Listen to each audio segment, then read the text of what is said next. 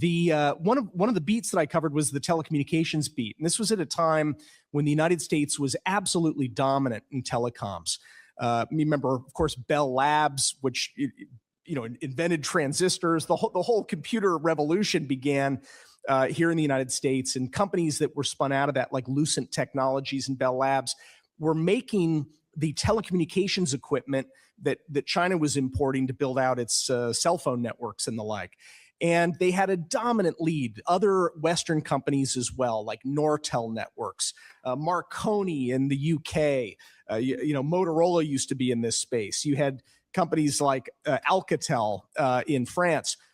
They're all out of business now. They don't exist anymore. These were companies that employed hundreds of thousands of people because China used that equipment to leapfrog ahead and destroy their competition, and now to virtually monopolize telecommunications infrastructure. So what they would do is steal IP, subsidize to the tune of tens upon tens of billions of dollars, domestic champions like Huawei, and then go compete in other markets, both compete in China, but also start out in the global south, as we now call it, and eventually make their way to Europe and wipe the United States out of the entire business of telecommunications, which is where we are today.